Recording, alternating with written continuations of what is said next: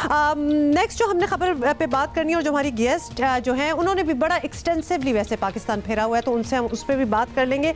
लेकिन अभी क्या टॉपिक है वो हम आपको बताएं कि मीटू की आलमी मुहिम से 20 साल पहले एक पाकिस्तानी खातून जिनसी हरासानी का मामला उठा रही थी और अफसोस हालात आज भी नहीं बदले। मारूफ समाजी कारकुन फौजिया सईद को कहीं और नहीं बल्कि अक़वाम मुत्तहिदा के इस्लामाबाद ऑफिस में हरासानी का सामना करना पड़ा और उन्होंने मुशाहिदा किया कि सिर्फ वो ही नहीं बल्कि उनकी साथी खवातीन भी हरासा हो रही हैं मगर खामोश हैं, और उस दौर में आवाज़ उठाना बहुत मुश्किल था मगर फौजिया सईद ने काम कर दिखाया। 10 दिसंबर को इंसानी हकूक़ के आलमी दिन पर उन्होंने 1997 का ये वाक़या सोशल मीडिया पर शेयर किया। फौजिया सईद ने जिनसी हरासानी के खिलाफ मुहिम चलाई। उन्होंने काबिल कदर तहकीक की और लोगों को इस अहम मसले की तरफ मुतवज्जे किया। इस बारे में उनकी किताब working with sharks countering sexual harassment in our lives को बहुत पज़ीराई मिली और उनकी जुर्रत को सराहा जाना चाहिए। आज हमारे साथ मारूफ समाजी कारकुन फौजिया सईद खुद मौजूद हैं। उनसे उनके एक्सपीरियंसेस के बारे में भी बात करते हैं और जब ये किताब उन्होंने लिखी उसके बाद क्या उन्हें रिएक्शन मिला, कोई बैकलैश था इस सिलसिले में? देखिए उस किताब से भी हम पहले चले जाते हैं। Doctor Fauzia, thank you so much for coming here, और बहुत ही एजुकेशनल होता है, इन्फॉर्मेटिव होता है जब भी हम आपसे मुलाकात करते हैं। डॉक्टर फौजिया, किताब तो आपने लिख दी लेकिन उससे पहले तो आपने ये किया, उससे पहले तो आपको ये सारा लड़ना पड़ा। You also went to New York और आप यूनाइटेड नेशन के हेड ऑफिस गए। उस वक्त क्या रिसेप्शन होता था, मतलब ऐसी उस बात वक्त का? तो ऐसे था कि सारे गैंग अप हुए हुए थे हमारे खिलाफ, क्योंकि मेरे साथ फिर और बहुत सी मेरी फीमेल कॉलीग्स खड़ी हो गई थी और हम 11 औरतें थी। तो उस वक्त तो हर चीज़ ही हमारे खिलाफ थी।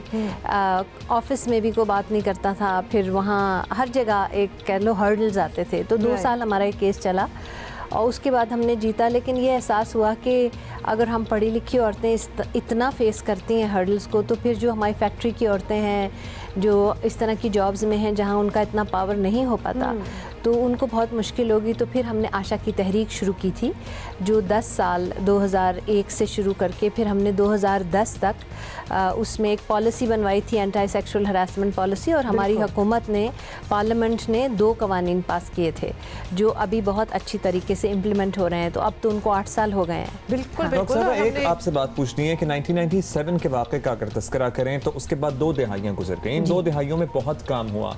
आज 2018 के इख्तिताम पे बैठे हुए आप ये हमसे कह सकती हैं कि हालात में कुछ बेहतरी आई है? मैं समझती हूँ बहुत बड़ा चेंज जो है वो, पहले हम इसको एक बुराई समझा करते थे, अभी एक जुर्म है। तो ये एक बहुत बड़ा परसेप्शन है जो चेंज हुआ। और अभी भी 8 साल हो गए हैं तो अब ऐसे लगता है कि ऑफिसेज में बच्चियां जो हैं वो बहुत क्लियर हैं कि ये हम इससे पुट अप नहीं करेंगे। तो ये बहुत बड़ी बात है। पहले यही होता था कि इसको छुपाओ छुपाओ, किसी को पता ना चले।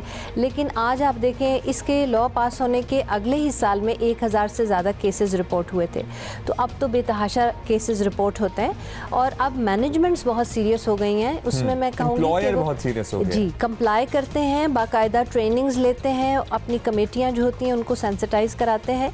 अब आपका वो सड़कों पे ख़त्म हो जाए तो जैसे चोरी का कानून बनता है तो उससे चोरी ख़त्म नहीं होती है, लेकिन अकाउंटेबिलिटी होती है, डिटरेंस होता है, उसको आप क्राइम डिक्लेयर करते हैं जो एक महज़ब सोसाइटी को करना चाहिए। तो उस लिहाज से मैं समझती हूँ कि बहुत तब्दीली आई है और औरतें बोलती हैं। अच्छा, ये हम पहले भी बात कर रहे थे, ये लॉज जो कि बड़े ही जान मार के, इतनी कंसल्टेशन करके, इतने लोगों को कन्विंस करके, लॉबिंग करके ये पास कराए गए, उनमें भी कुछ अब चेंजेस लाने की कोशिश की जा रही है। ये जब से डेवोल्यूशन हुई है तो इनको हमने ये सबको क्लियर किया था कि डेवोल्यूशन से पहले के जो कवानीन हैं वो पूरे पाकिस्तान के लिए हैं। बिल्कुल। लेकिन मेरे ख्याल है ये कानून ख़ास तौर पे ज़रा चुभता ज़्यादा है, क्योंकि कभी किसी का दोस्त पकड़ा जाता है, कभी किसी का रिश्तेदार पकड़ा जाता है। कोई तो ये कोशिश होती है कि इसके आप दांत वांत निकाल के इसको आप बिनाइन सा बना दो। तो उस लिहाज से बहुत सारी हमारी असम्बलीज़ जो हैं, सूबाई असम्बलीज़, उन्होंने तरमीमें करने की कोशिश की है।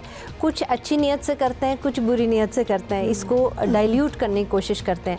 तो हमारी ये स्ट्रगल पिछले 8 साल चलती रही है कि हम कभी अमेंडमेंट को चेंज करवाते हैं, कभी उसको रुकवाते हैं, और अब आके तो इतना एग्जॉस्ट हो गए हैं क्योंकि हमें ऐसे लगता है कि ये कामयाब लॉ रहा, ये एक ऐसा लॉ रहा जो इम्प्लीमेंट हो रहा है, तो इसके ऊपर अटैक्स भी बहुत होते हैं। इस वक्त भी आप अदालतों का सहारा लेती हैं ये चेंजेस रुकवाने के लिए?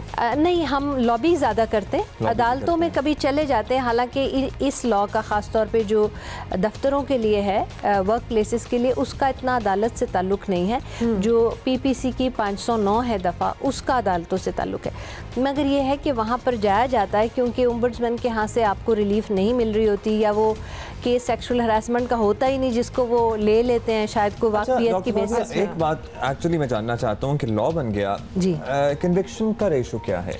कोई बड़ा आदमी, कोई बड़ा अफसर, किसी को सजा हुई है? बहुत सौ को, और हर साल होती है।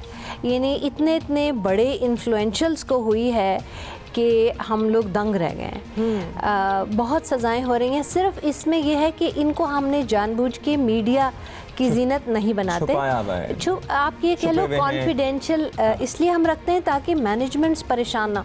मैनेजमेंट समझती है कि अगर केस को पब्लिक होता है तो उनके ऊपर स्टिग्मा लगता है। तो हमारा ये मौक़िफ़ है कि प्रॉब्लम को सॉल्व होना चाहिए।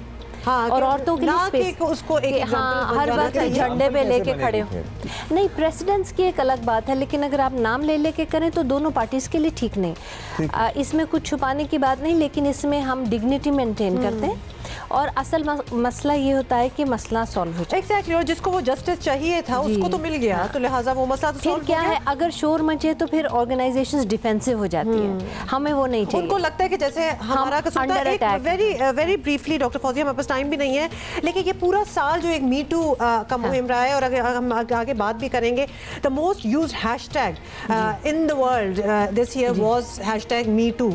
उसका कोई बेहतर पॉजिटिव इफेक्ट हुआ है, या फिर वो आई एम सॉरी लेकिन बहुत से लोगों ने, बहुत सी सेगमेंट ऑफ सोसाइटी ने उसे एक जोक बना दी? जी, मैं समझती हूँ पाकिस्तान में हमें ज़्यादा अक्लमंदी से इसको लेना चाहिए था, क्योंकि हमारे यहाँ सिस्टम है, उसको सिर्फ मीडिया पे ला के वहाँ छोड़ना नहीं चाहिए। हम थ्रू आउट ये कहते रहे हैं कि आप अपना इशू फ्लैग ज़रूर करें, आप बोलें, बहादुरी से बोलें, लेकिन उसको आगे भी तो लेकर जाएं ना। खाली एलिगेशन लगा के छोड़ना नहीं है। जब हमारे मुल्क में तो है, कानून भी है, फोरम्स भी हैं, तो आप उसको लेकर जाइए, प्रॉपर कंप्लेन कीजिए, खाली स्क्रीन तक नहीं, खाली स्क्रीन और ट्विटर तक, क्योंकि it is not fair to the other party. तो बोलने का करेज तक तो मैं इसके साथ हूँ, लेकिन उसके आगे जो आफ्टर मैथ है मैं उसके साथ नहीं हूँ। और मैं समझती हूँ कि इसके साथ जो हमारा मैकेनिज्म है उसको प्रोटेक्शन चाहिए, ताकि फजूल बेहुदा किस्म की अमेंडमेंट्स ना हो और इसको डाइल्यूट ना किया जाए। हाँ, right, thank you doctor Fauzia, thank you so much for coming here, और आपने अपनी स्टोरी भी शेयर की और साथ all the work that you have been doing. Thank you once again.